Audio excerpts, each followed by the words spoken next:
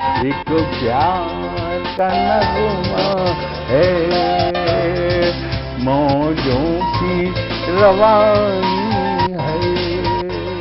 आए ऋतुराज तो बिसार सब काज, कोई मीठी मीठी धुन गुनगुनाने लगी धरती। हंसा के जड़वत जीवन को चेतन चाटा बदल गया।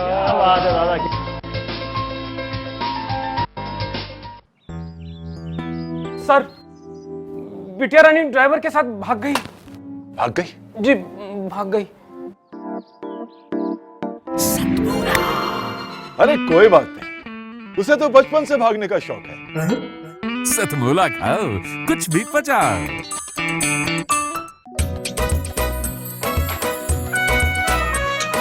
हर पल मस्ती और रंगीन विद सतमोला नमकीन, इससे बेटर है नथिंग। सतमोला नमकीन डिफरेंट टेस्ट है बेमिसाल, पनीर भुजिया भी कमाल, इसके टेस्ट के सब शौकीन। हाँ सतमोला नमकीन, सतमोला स्वीट्स एंड नमकीन, इससे बेटर है नथिंग।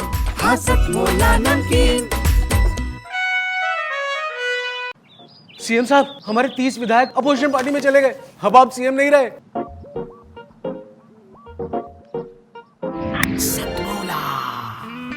तो अब नया सीएम कौन बन रहा है? Tell me. सतमोला खाओ, कुछ भी पचाओ। जितना जी में आए खाओ, बस खाते ही खाते जाओ। डरने की क्या बात है जब सतमोला साथ है। टेस्ट है इसका सबसे निराला, हर दिल पर जादू कर डाला। स्वाद स्वाद में जमकर खाया, सतमोला ने खूब बचाया। खाने से डरता है क्या? सतमोला। नमस्कार, सतमोला कवियों की चौपाल में आप सभी दर्शकों का हार्दिक अभिनंदन है, स्वागत है। सतमोला कवियों की चौपाल एक अनवरत काव्य अनुष्ठान है। देश में, हमारे देश में ही नहीं विश्व में इस समय कोरोना महामारी अपने चरम पर है।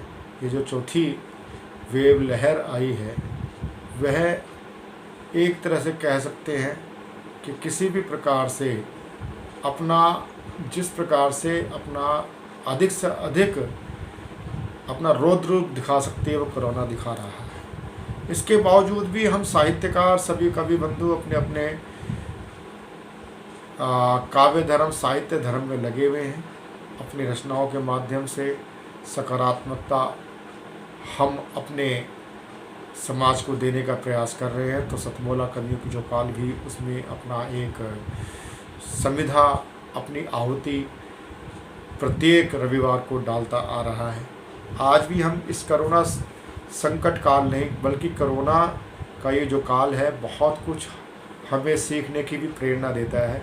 तो आज सतमोला कवियों की चौपाल में आप सभी दर्शकों का मैं हार्दिक स्वागत करते हुए सकारात्मकता का संचार करने के लिए मैं आज जो सबसे पहले आमंत्रित करने जा रहा हूँ, देश के लब्ध प्रतिष्ठित अंतर्राष्ट्रीय हास्य गज़लकार पंडित सुरेश नीरव जी को मैं आमंत्रित करता हूं कि वह आएँ और अपनी रचनाओं से, जो हमारे अनेक बंधु अपने अपने घर में आइसोलेट हुए हुए हैं, क्वारंटाइन हुए हुए हैं, और जब अकेला व्यक्ति होता है तो उसके अंदर नकारात्मक बातें आती हैं। उस नकारात्मकता को पछाड़ने के लिए, उसको सबल देने के लिए मैं आमंत्रित करता हूँ पंडित सुरेश नीरव जी को। पंडित सुरेश नीरव।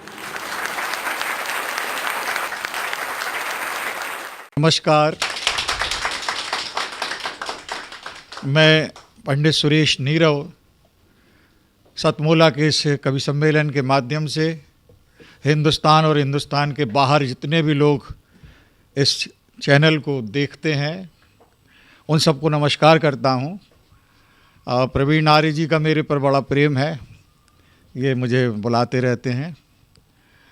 मैं विज्ञान का विद्यार्थी रहा हूँ और विज्ञान बहुत ही एक दूसरे ढंग की चीज़ है, लेकिन मैं कविता भी करता हूँ और विज्ञान में कविता करता हूँ। तो ये समझिए कि विज्ञान के क्षेत्र में मेरा प्रवेश वैसे ही है जैसे कांच के मकान में सांड का घुस जाना। लेकिन एक नया मुहावरा देने की मैंने कोशिश की है कि विज्ञान और कविता जिसे लोग अभी तक 36 का आंकड़ा समझते थे, उसे मैंने 63 का आंकड़ा बनाया। और मेरा ये प्रयास इतना सफल रहा कि अभी कलकत्ता में international science and literature festival हुआ, जिसमें हिंदुस्तान के 28,500 वैज्ञानिकों ने भाग लिया और माननीय प्रधानमंत्री नरेंद्र मोदी जी ने जिसका उद्घाटन किया, उस कार्यक्रम की मैंने अध्यक्षता की और मैंने कविता को विज्ञान की उस सीढ़ी तक पहुंचा दिया। तो मैं कोशिश कर रहा हूं अपने उन सारे लोगों को जो कविता लिखते हैं कि थोड़ा लतीफ़ेबाजी और चुटकुलेबाजी से अलग खड़े होकर कविता का एक नया रूप भी देखें, और हंसाया भी जा सकता है वैज्ञानिक बात करके। देखिएगा कि आयोडीन मिलाया उसने जलों के नमकीन में। आयोडीन मिल जाता है तो नमक और ज़्यादा नमकीन हो जाता है, ऐसा वैज्ञानिक कहते हैं। कि आयोडीन मिलाया उसने जलों के नमकीन में, जैसे यौवन पैक किया हो हुस्न की पॉलीथीन में।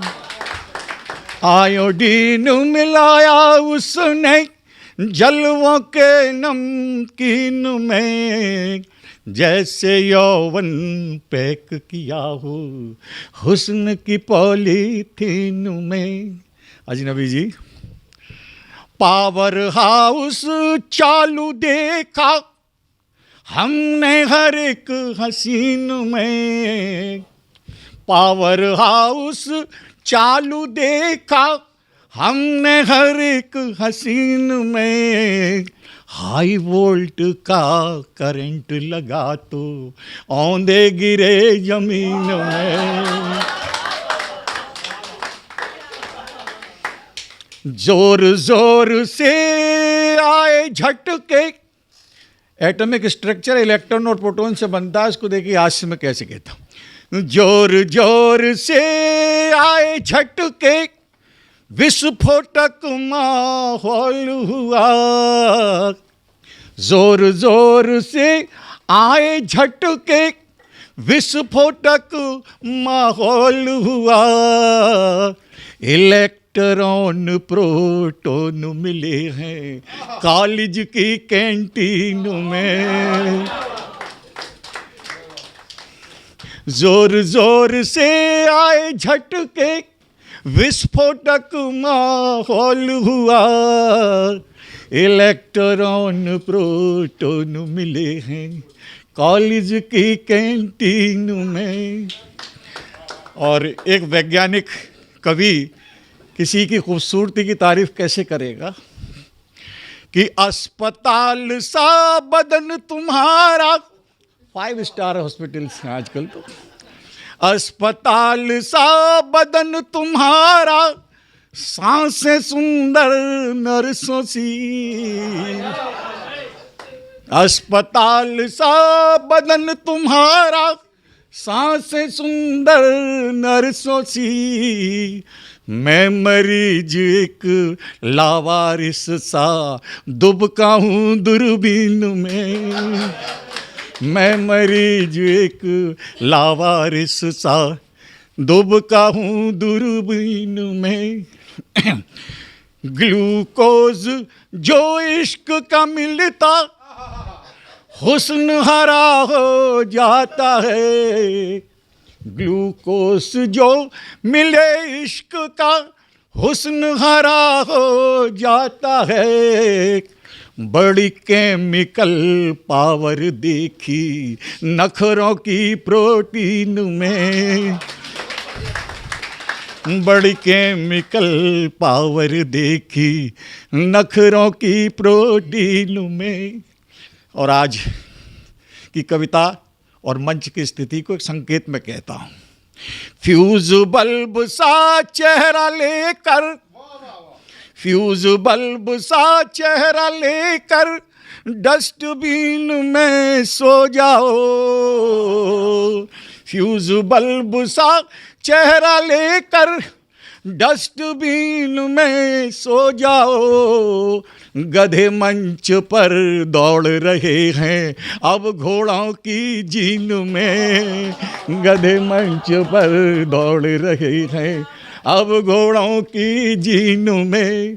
आयोडीन मिलाया उसने जलमों के नमकीन में, जैसे यौवन पैक किया हो हुस्न की पॉलीथीन में। पंडित सुरेश नीरव जी अपने आप में ही बड़े ही विरले कवि हैं। तो देखा आपने किस प्रकार से उन्होंने अपनी रचनाओं से समाज को, देश को गुदगुदाने का प्रयास किया। अब मैं अगले इसी आइसोलेशन के दौर पर जो आज हमारा समाज चल रहा है अधिकांश, मैं उनको गुदगुदाने के लिए, हंसाने के लिए एक और विलक्षण प्रतिभा के धनी अपने कवि मित्र, अंतर्राष्ट्रीय स्तर के जिनकी काव्य विधा है वो सराही जाती है, ऐसे ही बहुत ही तेजस्वी ओजस्वी हास्य रचनाकार महेंद्र अजनबी जी का हम जोरदार तालियों के साथ हम स्वागत करें। महेंद्र अजनबी जी।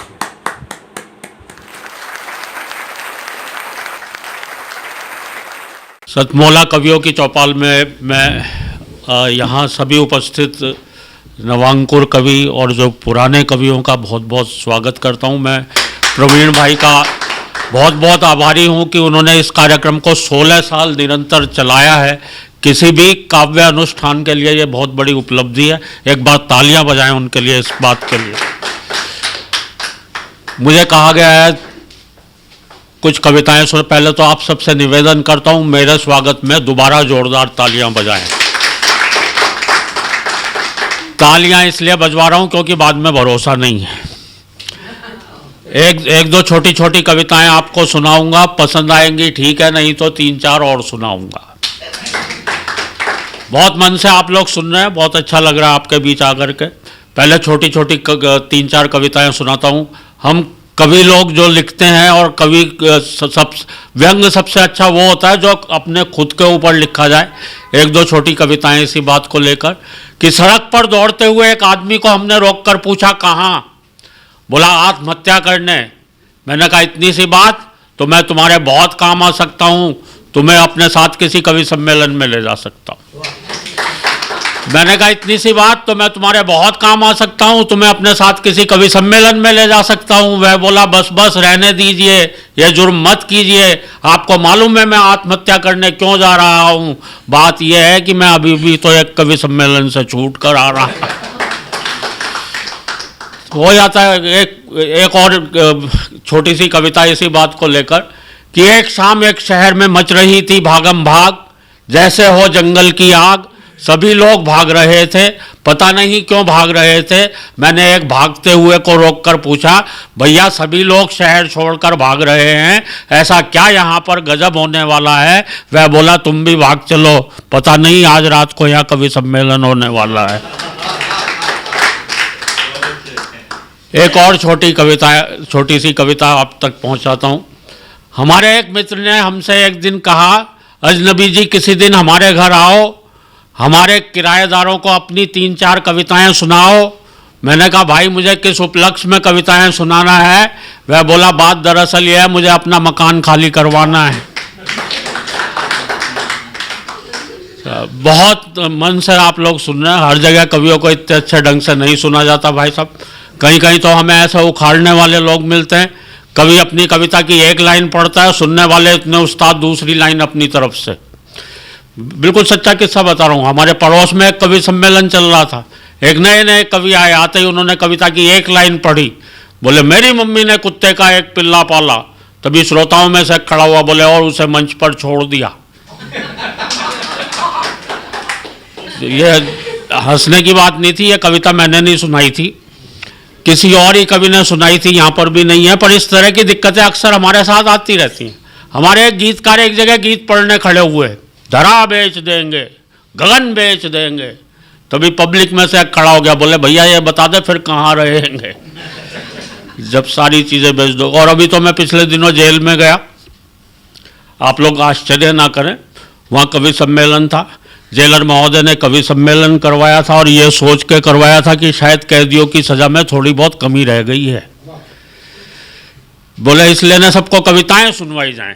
अच्छा, नीचे सारे कैदी बैठे हुए थे, लाइन लगाए हुए। एक कवि आए वीर रस के थे, बड़ी जोर से चीखते हुए बोले, आदमी यूं हालातों में जकड़ा ना जाता, आदमी यूं हालातों में जकड़ा ना जाता। नीचे एक चोर कैदी बैठा था, बोला भैया कुत्ते की पूंछ न दबती तो मैं पकड़ा ना जाता।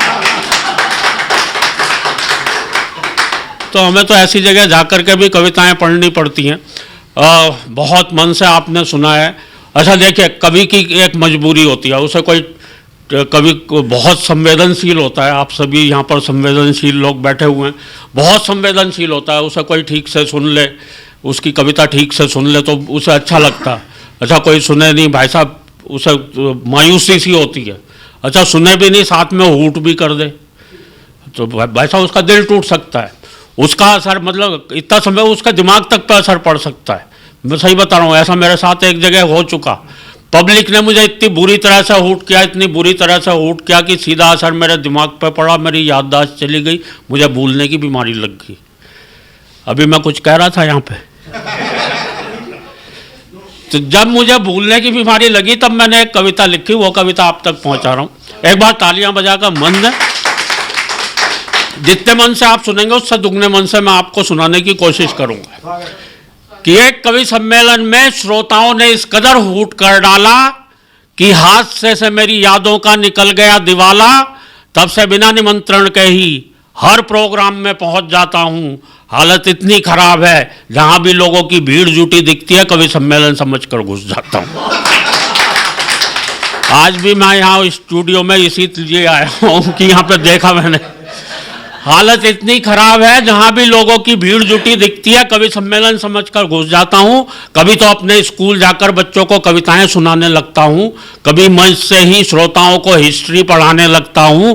एक बार तो गजब बड़ा कर दिया, जो श्रोता लेट आए थे मैंने उन्हें कुर्सी पर ही खड़ा कर दिया।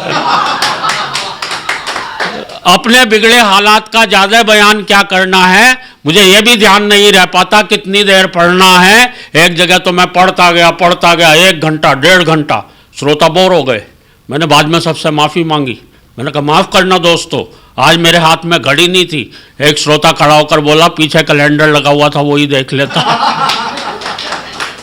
मुझे यह भी ध्यान नहीं रह पाता कितनी देर पढ़ना है, बात हो गई है काबिले गौर की। मुझे यह भी ध्यान नहीं रह पाता कि अपनी ही पढ़ रहा हूँ या किसी और की।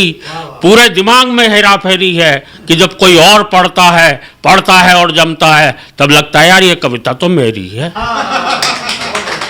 एक जगह मैंने जेब से कागज निकाल के पढ़ना शुरू कर दिया। 5 किलो आटा, आधा किलो नमक टाटा, 6 लाइफ बॉय, 250 ग्राम चाय। एक श्रोता खड़ा हो गया करके हाय, बोले हद हो गई है डिसिप्लिन के अनुशासन की, कविता सुना रहे हो या लिस्ट अपने घर के राशन की। और अगली पंक्ति पर आपकी तालियां चाहता हूं। दूसरा श्रोता बोला इसे ही सुनाए जाओ, वाह वाह इरशाद इरशाद, घर पर और क्या क्या ले जाना हम सब भी कर लेंगे याद। वैसे मियाँ आप किस फरेब में है, ऐसी है कि कविता तो हम सबकी जेब में है। घर वाले भी मुझसे कुछ नहीं कहते हैं, क्योंकि एक दिन मैंने अपनी पत्नी से पूछ लिया था ये घर में महेंद्र अजनबी कौन है जिसके रोज रोज फोन आते रहते हैं। दाढ़ी बनाने के बाद एक बार तो और भी गजब कर दिया, जब मैंने अपनी पत्नी से पूछा ये आईने में आदमी कौन था जिसकी मैं इतनी बढ़िया शेव कर गया। रात को सोते समय और भी लफड़े में रहता हूँ। मेरा कुत्ता तो आराम से बिस्तर पर सोता है, मैं पलंग के नीचे कूं करता रहता हूँ। कुछ समझ नहीं पाता हूँ, पत्नी पुचकारते हुए उसे बुलाती है, दो मिलाते हुए मैं पहुंच जाता हूँ। फुर्ती का ऐसा प्रमाण देता हूँ, वो रोटी उसे डालती है, पहले मैं लपक लेता हूँ। सवाल खड़े हो गए हैं रोज अनबुझे, मुझे यही पता नहीं लग पा रहा भूलने की बीमारी मेरे कुत्ते को लगी है या मुझे। और दोस्तों भूलने का आलम यह है, तेल हाथ में लिया सर पे मलना भूल गए, कुर्सी पर बैठे उठना भूल गए, चौराहे पर खड़े हुए चलना भूल गए। और भूलने पर बहुत नई बात कहने जा रहा हूं, आपकी तालियां चाहता हूं। चौराहे पर खड़े हुए चलना भूल गए और दोस्तों गंजे भी इसलिए हो गए क्योंकि मेरे सर के बाल उगना भूल गए। पत्नी बोली एक बार, मेरे भरतार हेल्प करा दो, गीले कपड़े ऊपर फैला दो। ऊपर जाते ही दिमाग भटक गया, मैंने कपड़े तो चारपाई पर पट के खुद तार पर लटक गया। टूट गई टांग, डॉक्टर आया, प्लास्टर चढ़ाया, डॉक्टर भी था होशियार, भुलक्कड़ों का सरदार, गजब ही ढा दिया। टूटी दाई टांग थी, प्लास्टर बाई पर चढ़ा। और मित्रों भूलने पर इससे बड़ी बात कोई कह नहीं सकता जो मैं कहने जा रहा हूं। मैं क्या कहने जा रहा था ये तो भूल ही गया। लेकिन दोस्तों मेरे भूलने पर ज्यादा मत जाइए, कविता समाप्त हो गई है, तालियां बजाइए। लेकिन दोस्तों कविता तो शुरू होती है अब। मैं ही नहीं, ये सारे कवि, आप और हम सब ना जाने किन ख्यालों में झूले हुए हैं। हम सभी कुछ ना कुछ भूले हुए हैं। हम सभी कुछ ना कुछ भूले हुए हैं। हम भूल गए हैं आपस का प्यार, हम भूल गए हैं मेहमान का सत्कार, आए दिन टूटने वाले घर बार। हम भूल गए हैं संयुक्त परिवार और बता रहा हूं आपको घर घर का संताप। पत्नी आते ही लोग भूल जाते हैं माँ बाप, लोग भूल जाते हैं किसी का एहसान, लोग भूल जाते हैं अपना दीनो ईमान, लोग भूल जाते हैं बीमार माँ की दवा। हम सब भूल चुके गांव की ताजा हवा और हाय रे टीवी की ऐसी रवानी, बच्चे सब भूल चले दादी नानी की कहानी। हाय रे टीवी की ऐसी रवानी, बच्चे सब भूल चले दादी नानी की कहानी। राजनीति के हो चले खौफनाक इरादे, नेता जीतते ही भूल गए अपने किए वादे। नफरत का चढ़ चुका ऐसा जुनून है, हम सब भूल गए कि सबका एक जैसा खून है। और दोस्तों कहने को अब कुछ भी नहीं है शेष, भूलों की इस भूल भुलैया में हम सब भूलते जा रहे हैं अपना देश। हम सब भूलते जा रहे हैं अपना देश। कोरोना काल के अंदर जो सबसे बड़ी बात होती है, एक 3 शब्द है, मैं हूं ना। और मैं हूं ना कोरोना काल के लिए नहीं, पूरे जीवन में ये कहने वाले बहुत कम होते हैं। और कोरोना काल में सकारात्मकता का संचार करने के लिए मैं ऐसी आध्यात्मिक जगत की अंतर्राष्ट्रीय ख्याति प्राप्त साध्वी दीदी समाहिता को आमंत्रित करता हूं कि वे आएं और कोरोना के इस संकट काल में वह एक प्रेरणादायी गीत जो अंजू जैन जी का है, प्रसिद्ध अंतर्राष्ट्रीय गीतकार हैं, उन्होंने अपना स्वर दिया है। और ऐसे कई आध्यात्मिक संत हैं जो प्रसिद्ध गीतकार कवियों की पंक्तियों को कोट करते हैं। ये अंजू जैन जी के लिए भी, हमारी बहन अंजू जैन जी के लिए भी बहुत ही गौरव का विषय है कि एक अंतर्राष्ट्रीय स्तर की कथाकार दीदी समाहिता आज इसको स्वर दे रही हैं। तो मैं बड़े आदर सत्कार के साथ आमंत्रित करता हूँ पूज्य दीदी साध्वी समाहिता जी। क्या जोरदार ताली के साथ हम उनका स्वागत करें।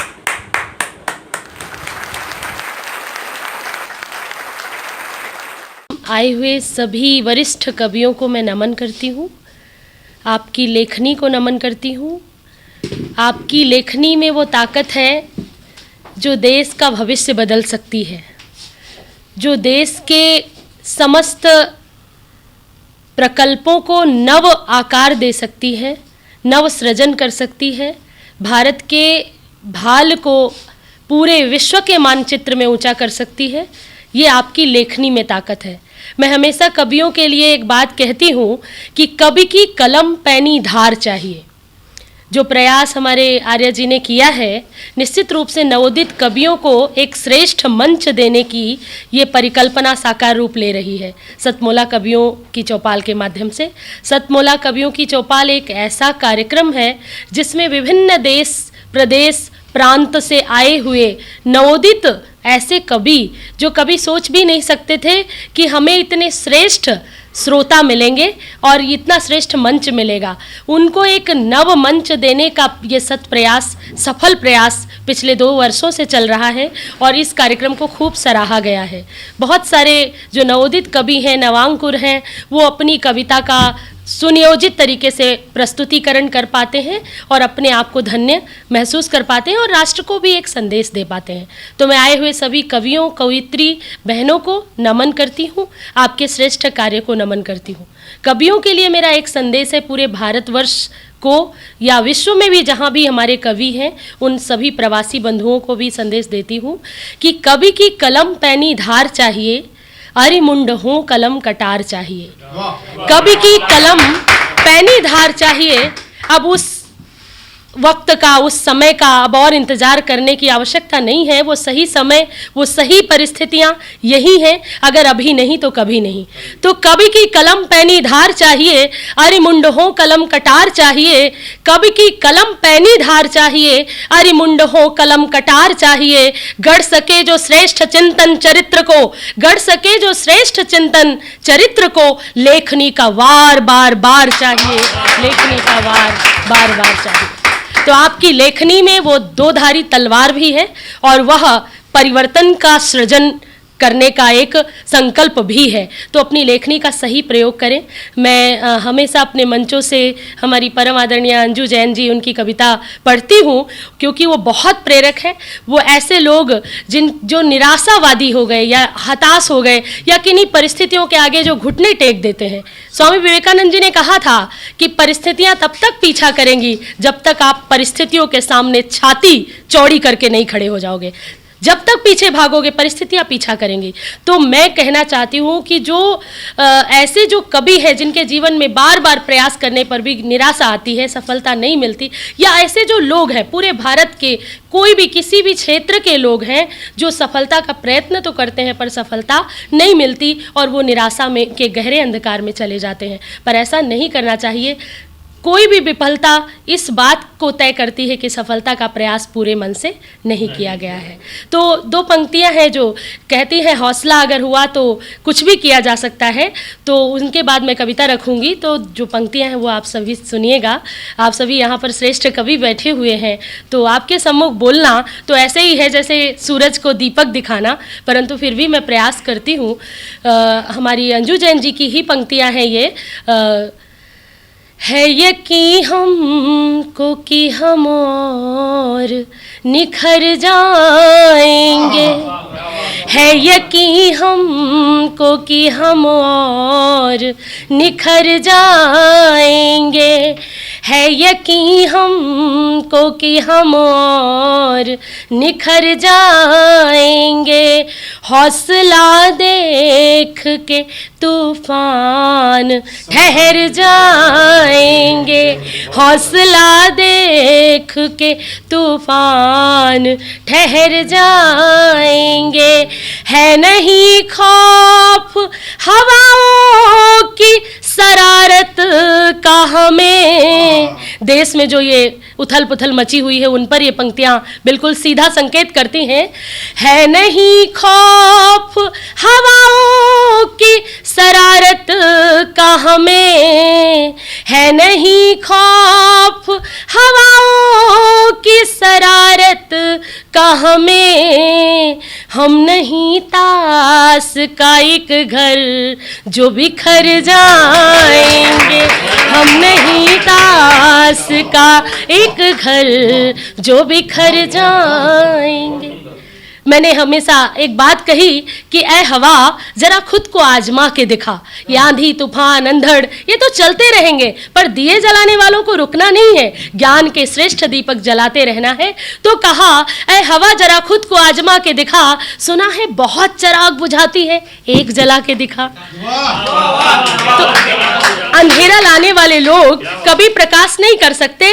ये तब तक ही अंधकार मचाते रहेंगे जब तक हम एक ज्ञान का दीप नहीं प्रदीप करेंगे। जिस दिन हम जाग गए तुम अधूरे नहीं, तुम अभागे नहीं, बात इतनी ही है आप जागे नहीं। और जिस दिन आज हिंदुत्व जाग रहा है, आज राष्ट्र का स्वाभिमान जाग रहा है, भारत बदल रहा है, भारतवर्ष अंगड़ाई ले रहा है, भारत का नौजवान सही और गलत का चुनाव करने के लिए बिल्कुल तैयार खड़ा हुआ है। और अब सिर्फ इतनी सी बात है कि बाती भी तैयार है, घृत भी है, दीपक भरा हुआ है, बस एक जोत लगा देने की जरूरत है। तो सभी निराशावादी विचारों से दूर होकर के, उनको दूर भगा करके आशा की एक किरण लिए हुए इस कविता के साथ,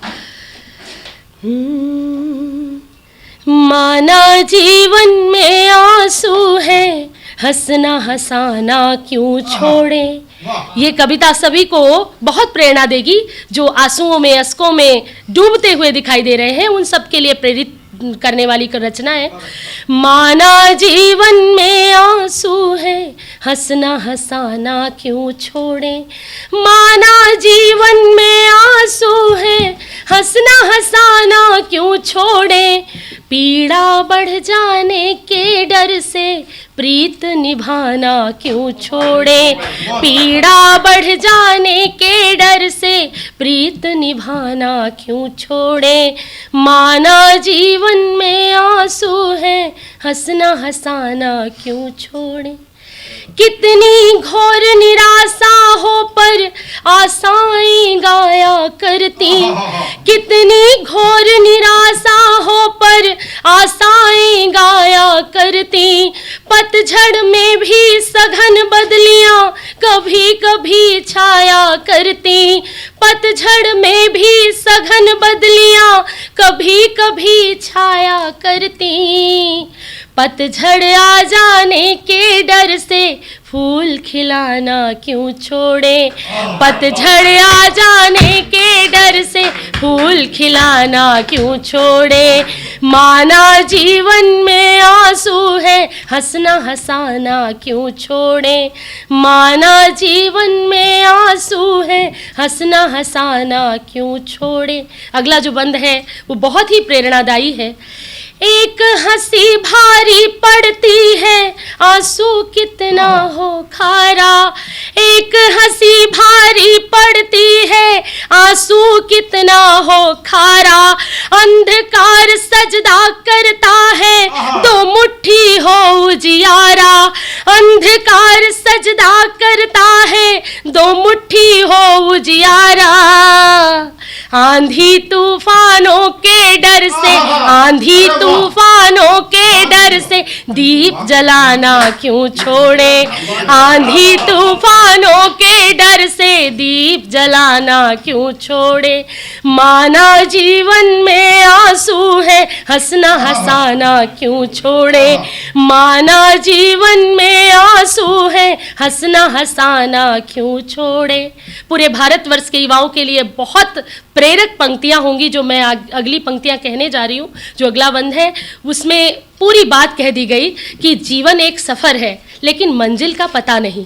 तो उनके लिए क्या है जिनको बार बार फिसलन, बार बार गिरना पड़ता है, बार बार प्रयास करते हैं फिर भी सफलता नहीं मिलती। फिर भी थकिए मत, रुकिए मत, सफलता निश्चित रूप से मिलेगी। तो जीवन एक सफ़र है लेकिन मंजिल दिखती नहीं कहीं। जीवन एक सफ़र है लेकिन मंजिल दिखती नहीं कहीं। जो पड़ाव को मंजिल समझे चलने का हक उन्हें नहीं। जो पड़ाव को मंजिल, फिर से सुनिएगा, जीवन एक सफ़र है लेकिन मंजिल दिखती नहीं कहीं। जो पड़ाव को मंजिल समझे चलने का हक उन्हें नहीं। कभी फिसल जाने के डर से, कभी फिसल जाने के डर से पाँव बढ़ाना क्यों छोड़े। कभी फिसल जाने के डर से पाँव बढ़ाना क्यों छोड़े। माना जीवन में आंसू है, हंसना हंसाना क्यों छोड़े। माना जीवन में आंसू है, हंसना हंसाना क्यों छोड़े। हंसना हंसाना। मैं अपनी वाणी को विराम देने से पहले दो पंक्तियां कहूंगी कि हमारा क्या उद्देश्य होना चाहिए और हम क्या चाहते हैं। तो बस इसको कह के मैं अपनी वाणी को विराम दूंगी। चाहती हूँ कि कोई नेक काम हो जाए। पूरे भारत तक ये आवाज़ पहुँचनी चाहिए इस सतमोला कवियों के चौपाल के इस मंच से। चाहती हूँ कि कोई नेक काम हो जाए, मेरी हर सांस वतन के ही नाम हो जाए, मेरी हर सांस वतन के ही नाम हो जाए। जो सर उठे तो मेरे सामने तिरंगा हो, जो सर उठे तो मेरे सामने तिरंगा हो, जो सर झुके तो वतन को प्रणाम हो जाए, जो सर झुके तो वतन को प्रणाम हो जाए। जय हिंद, जय भारत। ऐसे ही सभी सतमोला कवियों की चौपाल का ये सुंदर कार्यक्रम सुनते रहिए, प्रेरित होते रहिए और प्रेरणा बनते रहिए। जय श्री राम। अब मैं जिस रचनाकार को मैं बुलाना चाह रहा हूँ वह दिल्ली की लाडली बिटिया है। बहुत अच्छी गीत लिखती है, रचनाएं लिखती है। उसका नाम होता है ज्योति सागर सना। ज्योति सागर सना दिल्ली की बेटी है। भरपूर उनको प्यार दीजिए या तालियों के साथ इस बिटिया का स्वागत करें। मैं ज्योति सागर सना सतमोला कवियों की चौपाल में आप सभी का स्वागत करती हूँ और प्रवीण आर्या जी जिन्होंने हमें इस मंच पर आने का मौका दिया उनका बहुत बहुत धन्यवाद करती हूँ। मेरा जो शीर्षक है वो ज़िंदगी से है, तो मैं सीधे सीधे आपको कविता से जोड़ती हूँ, सुनिएगा। ज़िंदगी तेरे मसले मुझसे न हल हो रहे हैं न कम हो रहे हैं, ज़िंदगी तेरे मसले मुझसे न हल हो रहे हैं न कम हो रहे हैं, इतना उलझ गए हैं सब में कि हम दिन ब दिन ख़त्म हो रहे हैं। ज़िंदगी के बाद अब हमारी ज़िंदगी में प्रेम बहुत ही ज़रूरी है और सब जो प्रेम है वो इतना शाश्वत है। आगे बढ़ते हैं। तुम ज़रूर मेरे घर के आसपास टहल रहे हो, तुम ज़रूर मेरे घर के आसपास टहल रहे हो, यूं ही नहीं मेरे जिस्म के पोरे नम हो रहे हैं, ज़िंदगी तेरे मसले मुझसे न हल हो रहे हैं न कम हो रहे हैं। आगे बढ़ती हूँ। एक बार जो चूम लिया था तुमने इन आँखों को, एक बार जो चूम लिया था तुमने इन आँखों को, तब से मेरे अश्क भी आबे ज़मज़म हो रहे हैं, ज़िंदगी तेरे मसले मुझसे न हल हो रहे हैं न कम हो रहे हैं। ज़िंदगी में जो हमें ये ज़िंदगी मिली है माँ की वजह से मिली है। माँ को जोड़ती हूँ। कितने ही सूरज चाँद सितारे चमके, कितने भी सूरज चाँद सितारे चमके, पर मेरी ज़िंदगी के अंधेरे माँ तुम्हारे होने से कम हो रहे हैं, ज़िंदगी तेरे मसले मुझसे न हल हो रहे हैं न कम हो रहे हैं। नई पीढ़ियों को जोड़ती हूँ। नए पौधे जड़े जमाने की पुरजोर कोशिश में है, नए पौधे जड़े जमाने की पुरजोर कोशिश में है, पुरजोर कोशिशों में है। सच है पुराने दरख्त भी दमखम खो रहे हैं, ज़िंदगी तेरे मसले मुझसे न हल हो रहे हैं न कम हो रहे हैं। मक्ता हाजिर करती हूँ। सना कब तक बैठकर परछाई रोएगी, सना कब तक बैठकर माजी को रोएगी, अब तो परछाइयों के भी नए जन्म हो रहे हैं, ज़िंदगी तेरे मसले मुझसे न हल हो रहे हैं न कम हो रहे हैं। आपकी होती होंगी अनकही अधूरी गज़लें, आपकी होती होंगी अनकही अधूरी गज़लें, मेरी तो अधसिकी या अधपकी रह जाती हैं, जब तक सोचती हूँ इन्हें ठीक करूँ तब तक सारे घर की रोटियाँ बन जाती हैं। कुछ अल्फाज मेरे शरबतों के साथ घुल जाते हैं, कुछ शब्द मेरे बर्तनों और कपड़ों के साथ धुल जाते हैं। आपके होते होंगे अनकहे नगमे, आपके होते होंगे अनकहे नगमे, मेरे तो आंगन में पड़े कागज़ के टुकड़ों में मिल जाते हैं। जब तक सोचती हूँ इन्हें बीन कर लाऊं, जब तक सोचती हूँ इन्हें बीन कर लाऊं, तब तक कुछ उधड़े हुए कपड़े दोपहर में सिल जाते हैं। आपकी होती होंगी अनकही गज़लें। कुछ लम्हे मेरे इस कदर हैं छूट जाते, रिश्तों को निभाते निभाते, बच्चों को जगाते सुलाते, कि एहसास मेरे लगते हैं आँखों के आगे जाते। ज़िंदगी की भागदौड़ में उन लम्हों को पकड़ना मैं भूल जाती हूँ, फिर ये लिखना लिखाना सब छूट जाता है। पर जब दिन भर की थकन मुझ पर हावी हो जाती है, मेरी कलम और डायरी मुझे चुपके से बुलाती है। ये स्याह स्याही कुछ इस कदर चमकती है कि मेरी उंगलियां कुछ लिखने को मचलती हैं। फिर कई रातें और दोपहर लगाने के बाद कुछ पन्ने रंग पाती हूँ। अपनी रूठी हुई सहेली उर्दू और हिंदी को मनाती हूँ। कुछ शब्द जोड़ती और घटाती हूँ, जैसे सारे घर का बजट बनाती हूँ। तब जाकर कुछ थोड़ा सा लिख पाती हूँ, तब जाकर कुछ थोड़ा सा लिख पाती हूँ। नारी विमर्श के ऊपर बात करते हुए मैं आपको सीधे सीधे अपनी पंक्तियों से जोड़ती हूँ। मेरे मन का शोर नहीं, ये भीतर का कोलाहल है। इतने वर्षों जो देते आए, हाँ ये वही हलाहल है, हाँ ये वही हलाहल है। जाने कितने पोथे लिख डाले, जाने कितने मंत्र पढ़े, अधिकार बताना भूल गए तुम। जहाँ लिखे कर्तव्य लिखे, जहाँ लिखे कर्तव्य लिखे। जितना तुम लिख पाते हो मैंने सब जी डाला है। ज़्यादातर हमारी जो पोइट्री में लिखा जाता है वो महिलाओं के सौंदर्य के ऊपर लिखा जाता है, उनकी ताकत को और उनके साहस को लोग लिखना ही भूल जाते हैं। तब उस पर मैं लिखती हूँ, जितना तुम लिख पाते हो मैंने सब जी डाला है। मैं ही सीता, मैं हूँ अहिल्या, मीरा बन विष पी डाला है। मैंने धरा से सृजन लिया है, अब आकाश भी नाप लिया है। आगे ही आगे बढ़ना है, अब ये लक्ष्य भी साध लिया है। अब भीतर का शोर ये मेरा सिहनाद बनेगा गरजेगा, सिहनाद बनेगा गरजेगा। जहर जो दोगे जहर मिलेगा, प्रेम करोगे तो बरसेगा, प्रेम करोगे तो बरसेगा। धन्यवाद। ज्योति सागर सना मैं आपको केवल शुभ आशीर्वाद देता हूँ कि आप और निखरें और अच्छी अधिक से अधिक रचनाओं के साथ आगे बढ़ें। आपके लिए मैं यही आपको शुभ आशीर्वाद देता हूँ सतमोला कमीर चौपाल की ओर से। अब मैं जिनको आमंत्रित करना चाहता हूँ, ये भी एक बहुत अच्छे गज़लकार हैं जिनका नाम होता है अमित शुक्ला। अमित शुक्ला बरेली से हैं, बहुत ही अच्छे गज़लकार हैं। अमित शुक्ला जी के लिए जोरदार तालियों के साथ हम उनका अभिनंदन करें। अमित शुक्ला जी।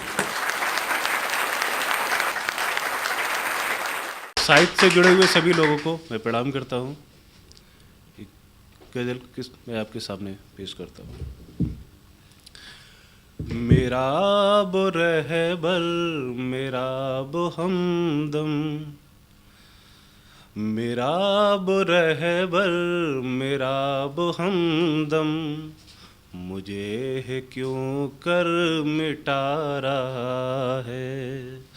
मेरा बो रहबर मेरा बो हमदम, मुझे है क्यों कर मिटा रहा है।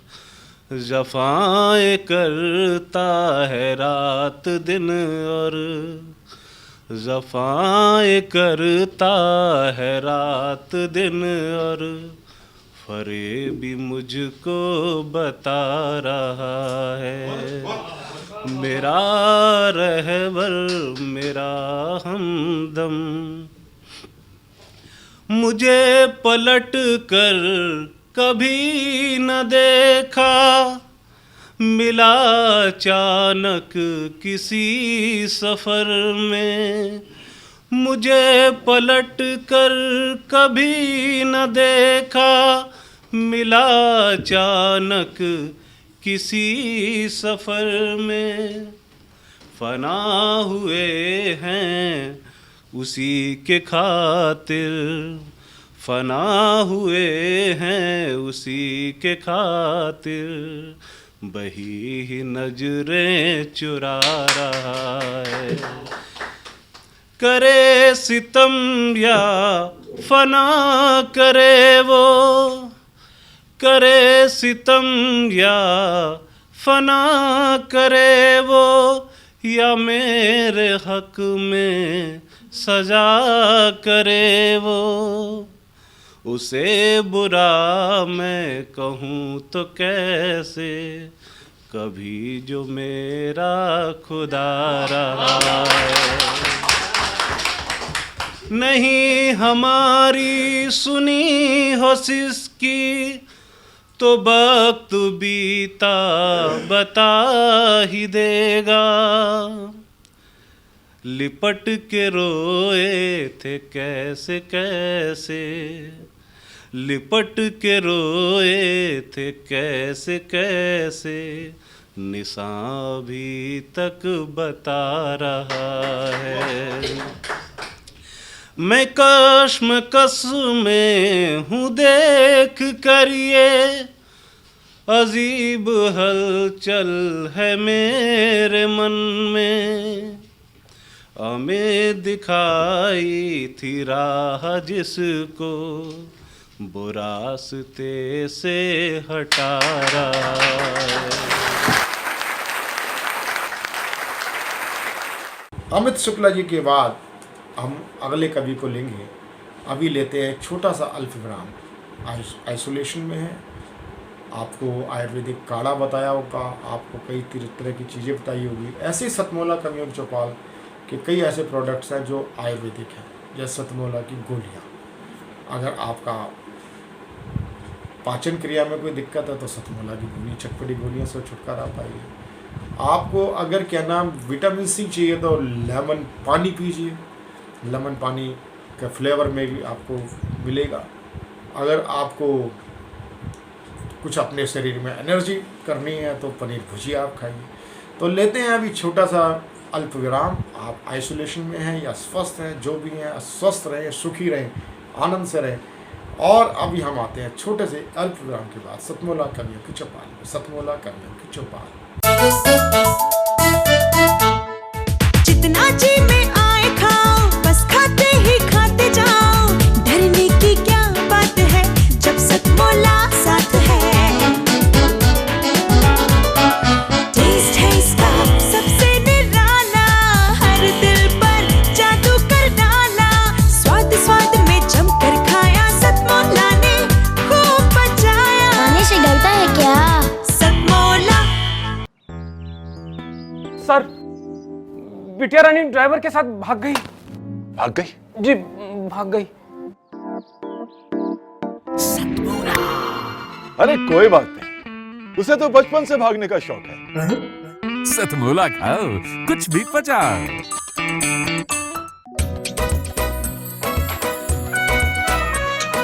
हर पल मस्ती और रंगीन विद सतमोला नमकीन, इससे बेटर है नथिंग। सतमोला नमकीन, डिफरेंट टेस्ट है बेमिसाल, पनीर भुजिया भी कमाल। इसके टेस्ट के सब शौकीन, हाँ सतमोला नमकीन। सतमोला स्वीट्स एंड नमकीन, इससे बेटर है नथिंग। हाँ सतमोला नमकीन। सीएम साहब, हमारे 30 विधायक अपोजिशन पार्टी में चले गए। अब आप सीएम नहीं रहे।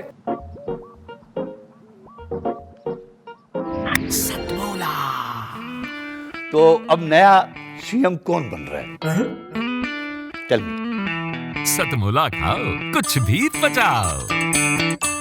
सतमोला कवियों की चौपाल में एक बार पुनः आप सभी दर्शकों का हार्दिक अभिनंदन है। सतमोला कवियों की चौपाल में अब हम जिनको आवाज़ देना चाह रहे हैं वह हैं रांची की एक लव प्रतिष्ठित कवित्री रेणु बालाधर। रेणु बालाधर बहुत ही श्रेष्ठतम गीतकार हैं और कोरोना काल में ऊर्जा का संचार करने के लिए मैं उनको आमंत्रित करता हूँ। रेणु बालाधर जी।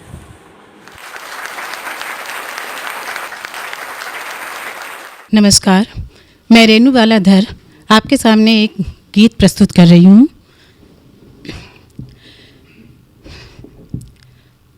पास रहकर भी वो मेरे पास नहीं, और कहते हैं ये बात खास नहीं। पास रहकर भी वो मेरे पास नहीं, और कहते हैं ये बात खास नहीं।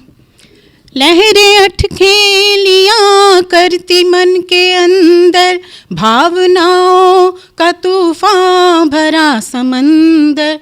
लहरें अठ खेलियाँ करती मन के अंदर, भावनाओं का तूफान भरा समंदर।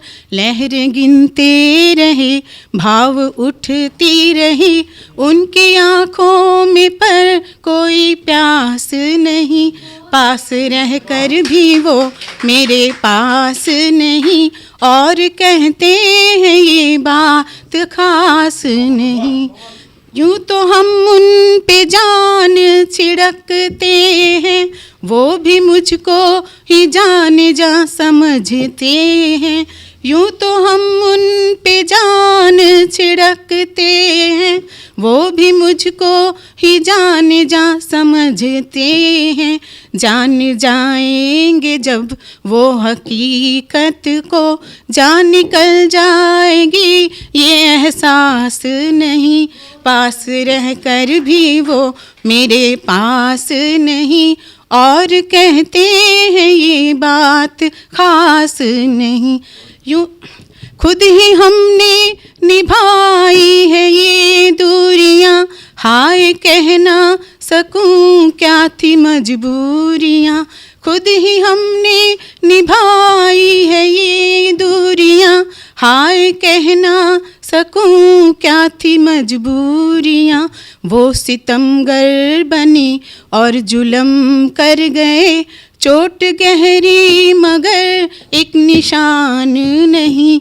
पास रहकर भी वो मेरे पास नहीं, और कहते हैं ये बात खास नहीं। सतमौला कवियों की चौपाल में अब मैं जिनको आवाज़ देना चाह रहा हूँ वे हैं देश के बहुत ही लब्ध प्रतिष्ठित गीतकार, जिनकी रचनाएं बहुत ही एक मर्म को और इशारा करती, मर्म दे जाती हैं। मर्म के साथ साथ आपको सामाजिक दायित्व का बोध कराने वाले, और जिनकी रचना धर्मिता इतनी सशक्त है। मैं खुद नरेश कंवल जी का बेहद कायल हूँ। नरेश कंवल जी श्रेष्ठ गीतकार हैं। मैं नरेश कंवल जी को, जो कि हमारे बीच में फरीदाबाद से पधारे हैं, मैं उनका हार्दिक अभिनंदन करता हूँ, स्वागत करता हूँ। आपसे भी आग्रह करता हूँ, जोरदार ताली के साथ हम करता हूँ।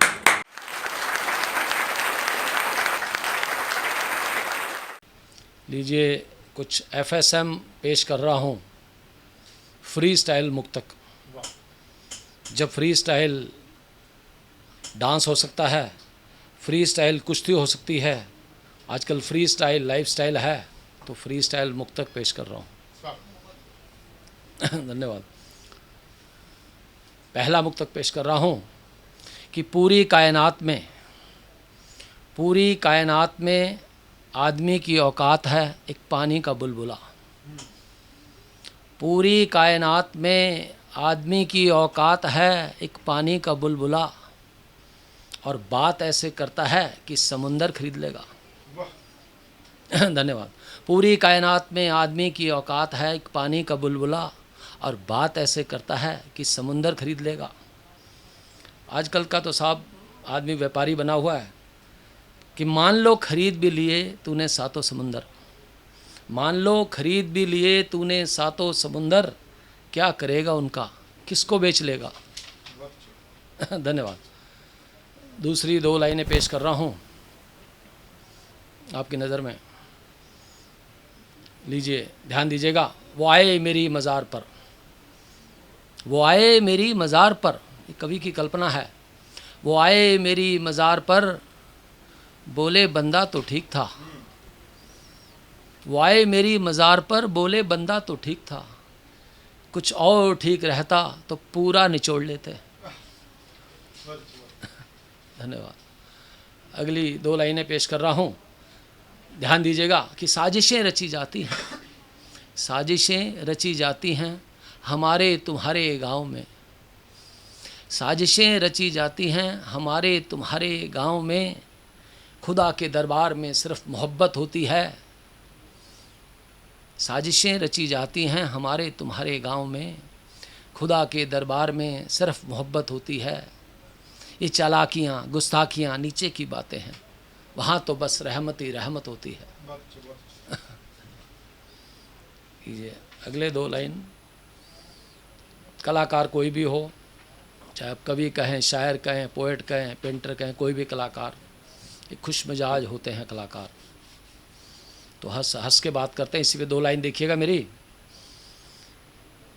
हंस के बात क्या कर ली महफिल में उनसे, हंस के बात क्या कर ली महफिल में उनसे, लोग समझते हैं कि मामला है संगीन। हंस के बात क्या कर ली महफिल में उनसे, लोग समझते हैं कि मामला है संगीन। बहम का इलाज भी तो बताओ मेरे दोस्त, सच्चे साधु को दुनिया समझती है रंगीन। धन्यवाद। अब मैं दिल्ली से हूँ, तो दिल्ली को मैंने जैसा महसूस किया है उसी पे चंद पंक्तियाँ पेश कर रहा हूँ आपकी नज़र में। ध्यान दीजिएगा कि ये है दिल्ली महानगर, ये है दिल्ली महानगर, आपको भी है खबर, ये है दिल्ली महानगर, आपको भी है खबर। रिक्शे वाले से लेकर BMW कार वाले तक सभी व्यस्त हैं, न जाने कौन सी धुन में मस्त हैं। ये है दिल्ली महानगर, आपको भी है खबर, रिक्शे वाले से लेकर BMW कार वाले तक सभी व्यस्त हैं, न जाने कौन सी धुन में मस्त हैं। कहीं जीविका की मार, कहीं पैसों का अंबार, कहीं जीविका की मार, कहीं पैसों का अंबार। साथियों, मेरा मानना है कि दुनिया में सिर्फ 2 ही जात होती हैं, अमीर और गरीब। लीजिए, कुछ रोज़ 5 सितारा होटल में खाएं खाना, दौलत ख़त्म नहीं होती। कुछ रोज़ 5 सितारा होटल में खाएं खाना, दौलत ख़त्म नहीं होती। और कुछ बच्चों की माएँ छाती का खून पिला के खुद भूखी सोती। Extreme poverty. सुना है दिल्ली दिल वालों की है, सुना है दिल्ली दिल वालों की है। नहीं दोस्त, यहाँ दिल वाले कम, ये कंगालों की है। यहाँ कुत्तों के बच्चे, यहाँ कुत्तों के बच्चे बाथटब में नहाए। कभी कटु बात तो करता ही है, आपको मालूम है।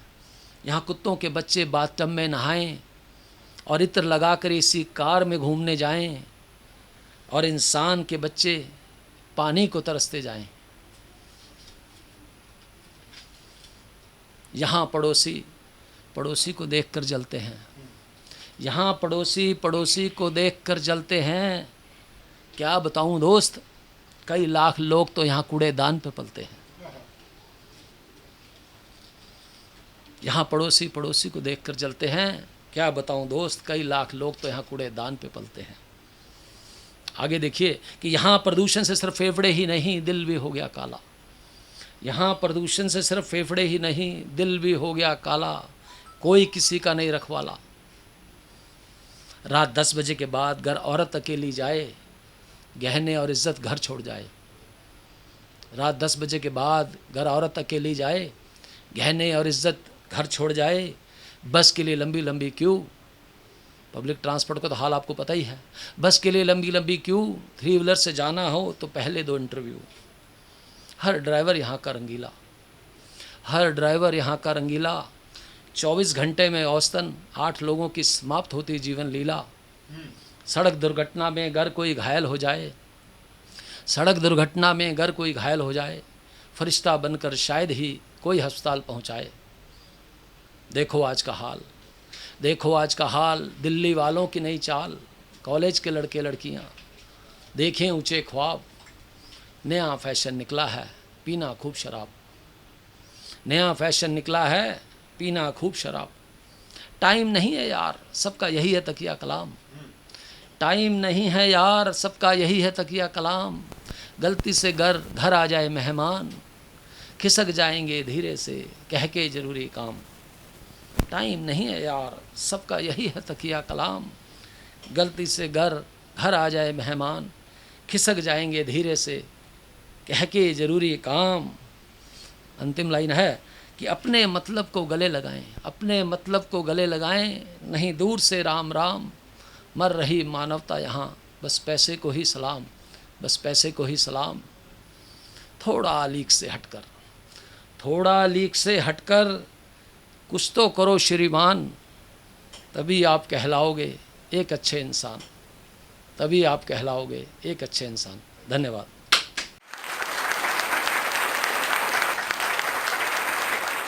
बहुत ही श्रेष्ठ गीतकार कवि मित्र जिनका नाम होता है अरुण साहिबाबादी। अरुण साहिबाबादी बहुत ही श्रेष्ठ गज़लकार हैं, शायर हैं और देश के लव प्रतिष्ठित पद्म श्री गोपाल दास नीरज जी के परम शिष्यों में से हैं। आप उनका अनुसरण करते हैं। इनकी हर रचना, हर गज़ल के अंदर समाज की समस्याओं को उकेरती हुई इनकी गज़लें होती हैं।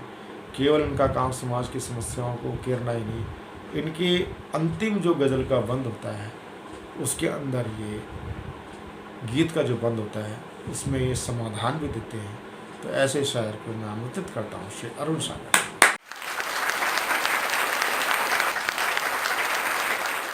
कागज है इतना हल्का बचाया न जाएगा, कागज है इतना हल्का बचाया न जाएगा।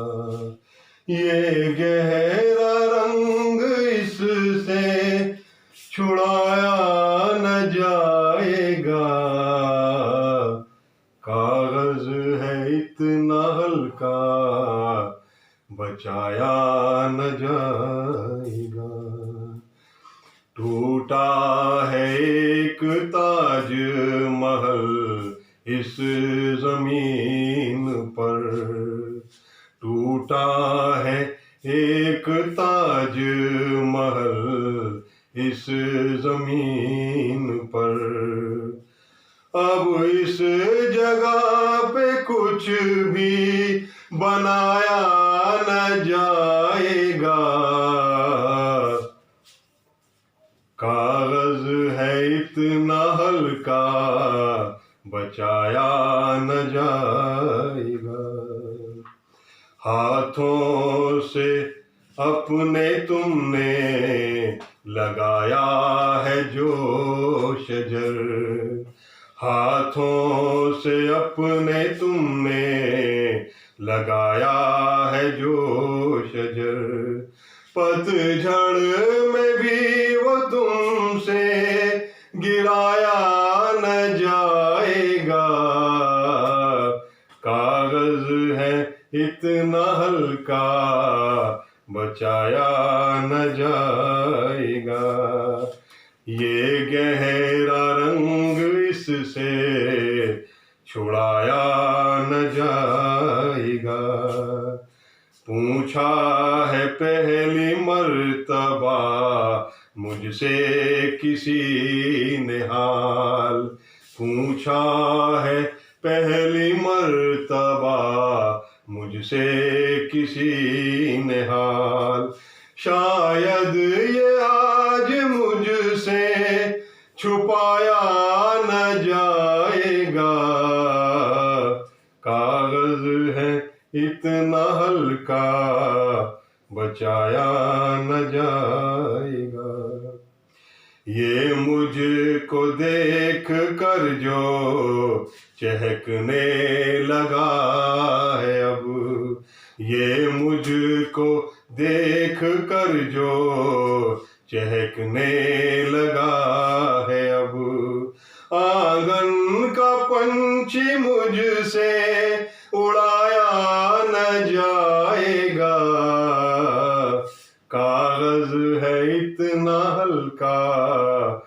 बचाया न जाएगा। ये गहरा रंग इससे छुड़ाया न जाएगा। ससुराल जाने वाली जो लिपटी है इससे तो, ससुराल जाने वाली जो लिपटी है इससे तो, अब उसको माँ से जल्द छुड़ाया न जाएगा। कागज है इतना हल्का बचाया न जाएगा। उस नाज़नी का मुझको दुपट्टा ही चाहिए। उस नाज़नी का मुझको दुपट्टा ही चाहिए। सादा कफन ये मुझको उड़ाया न जाएगा। कागज है इतना हल्का बचाया न जाएगा। दानिशता एक लड़की ने मुझको गिराया है। दानिशता एक लड़की ने मुझको गिराया है। अब मुझको आज खुद से उठाया न जाएगा।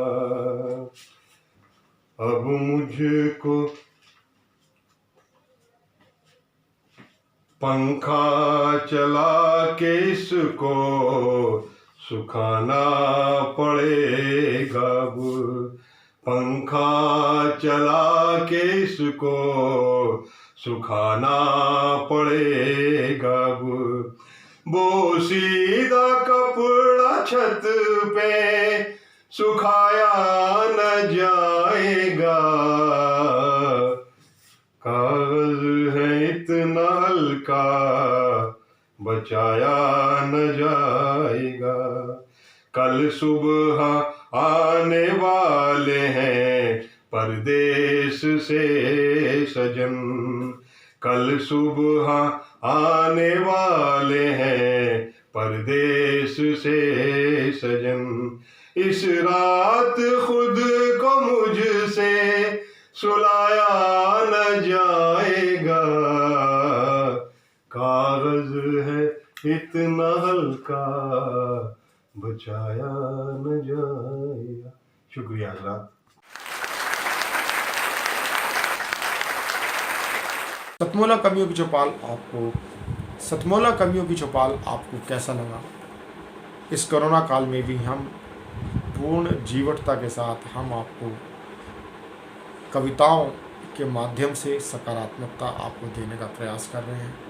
सतमोला कवियों की चौपाल का यह प्रयास है कि जब आप अकेले अपने कमरे में हो, परिवार के लोग भी आपके साथ सुरक्षात्मक दृष्टि से आपको आपकी सेवा करते हैं। ये ज़रूरी भी है, एक सोशल डिस्टेंसिंग जरूरी है।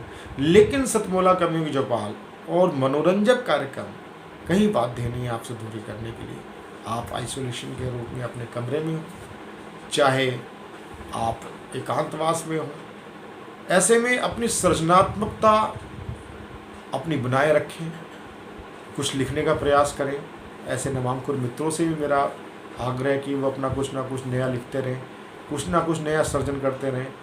ये एक बहुत अच्छा आपदा भी एक सुअवसर है और ऐसे में आप का मन मस्तिष्क बिल्कुल स्वस्थ रहे, शांत रहे, इसके लिए सतमोला कवियों की चौपाल आपके आइसोलेशन रूम के अंदर तक पहुंच करके आपको का मनोरंजन करता है, स्वस्थ मनोरंजन करता है और करता रहेगा।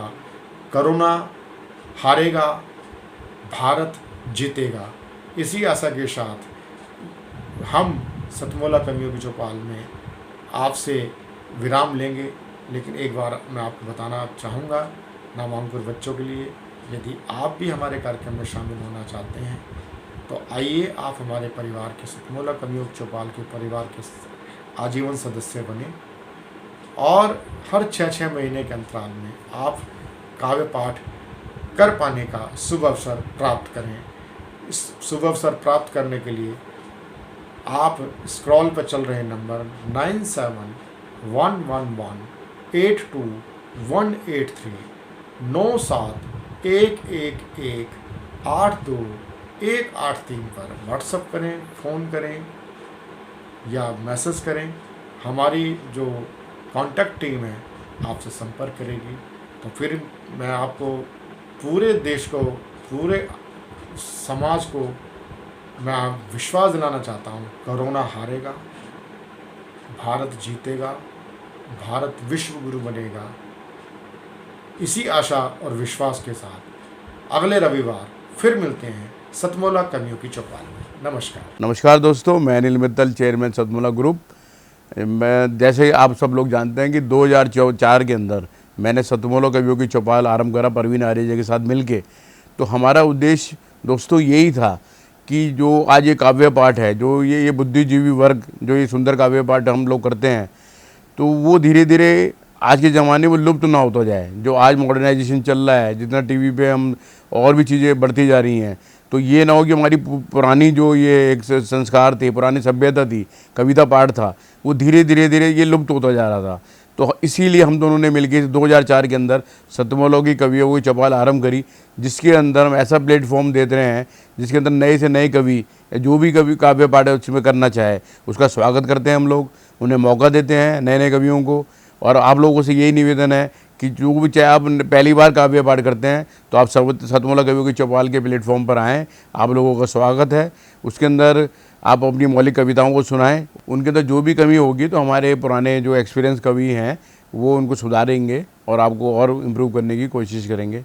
आपसे निवेदन है कि सतमोला कवियों की चौपाल में आएँ और अपना काव्य पाठ करें। सतमोला कवियों की इस चौपाल में जितने भी कवि बंधु, साहित्यकार बंधु आज यहाँ आए हैं, मैं उनको उनका अभिवादन करता हूँ, उनको नमन करता हूँ। परवीन आर्य जी का ये जो प्रयास, सुंदर प्रयास सतत वर्षों से चल रहा है, मैं इसका एक साक्षी हूँ। नवअंकुर कवियों को जो ये मंच सतमोला कवियों की चौपाल जो प्रस्तुत करती है, ये बहुत सराहनीय और प्रशंसनीय प्रयास है। आज के इस कार्यक्रम में मैं उपस्थित रहा। मैंने भिन्न भिन्न रसों के कवियों को सुना और अभिभूत हुआ। वीरस के कवि थे, हास्य रस के कवि थे, श्रृंगार रस के कवि थे, और ये सब रस मिलकर जो है नवरस जो उत्पन्न करते हैं हमारे जीवन में, इनका बहुत महत्व है हमारे जीवन के बीच में। परंतु मैं आज एक बात जितने भी कवि यहाँ उपस्थित हैं उनके लिए बड़े आदरपूर्वक, आदर से मैं कहना चाहता हूँ कि आप को ये मंच मिला है, आप नवअंकुर कवि हैं, परंतु आप हमेशा नव अंकुर कवि न रहें और अपने प्रयासों को इतना उद्दात करें कि एक दिन आप भी जो हैं देश भर में अपना नाम बनाएं, आपकी कविता श्रेष्ठतम कविता हो, ऐसा मेरा आपसे आग्रह है, ऐसा मेरा आपसे निवेदन है। आप में प्रतिभा है, आप उस प्रतिभा को अपने प्रयासों से और गहरा करें और उसमें गति लाएं, यही मेरी आपसे एक बार पुनः प्रार्थना है। इसी प्रार्थना के साथ मैं आप सबका पुनः एक बार धन्यवाद करता हूं, अभिनंदन करता हूं। और मैं आपके बीच में रहा, जितना समय भी रहा, मुझे बहुत आनंद आया। मैं बहुत अच्छी यादें आज के इस कार्यक्रम से लेकर वापस जाने वाला हूं। मैं आपको बहुत शुभकामनाएं देता हूं, आपको बहुत साधुवाद देता हूं। बहुत धन्यवाद आप सभी का। अखिल भारतीय साहित्य परिषद द्वारा संचालित सतमोला कवियों की चौपाल नामक ये जो कार्यक्रम है, ये अपने आप में इसलिए महत्वपूर्ण है कि केवल ये कार्यक्रम ही नहीं है, बल्कि यहाँ पर नवांकुर नए नए कवि, नए नए कवयित्रियाँ इस मंच पर आकर के अपनी कविताओं को प्रस्तुत करती हैं, जो सारे संसार के अंदर जाता है। तो ये बहुत बड़ा मंच है, एक प्रकार से कार्यशाला जैसी है ये। तो इसलिए आप सभी लोग इस कार्यक्रम से जुड़ें, नए नए बच्चे यहाँ पर आएँ, बहुत अच्छा लगेगा। हमारा आशीर्वाद इस पूरी संस्था के लिए है, सतमोला कवियों की चौपाल के लिए है, और आप सभी के प्रति हमारा मन बहुत स्नेह है, बहुत प्यार है। आप सब आएँ उस प्रकार से यहाँ पर अपनी कविताओं को इस मन से सुना करके उपकृत हों और उपकृत करें भी हम सभी।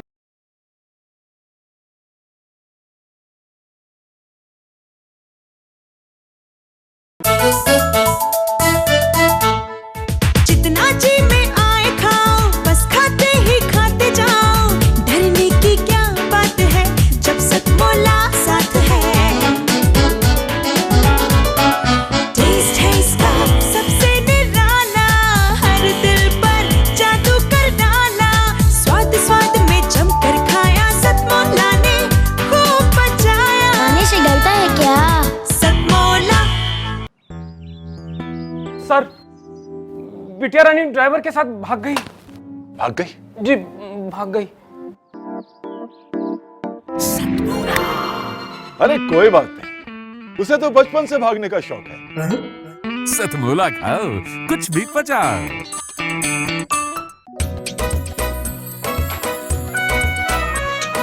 हर पल मस्ती और रंगीन विद सतमोला नमकीन, इससे बेटर है नथिंग। सतमोला नमकीन, डिफरेंट टेस्ट है बेमिसाल, पनीर भुजिया भी कमाल। इसके टेस्ट के सब शौकीन, हाँ सतमोला नमकीन।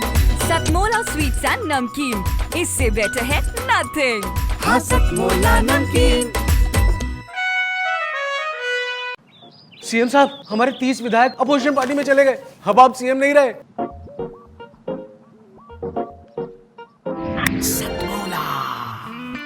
तो अब नया सीएम कौन बन रहा है?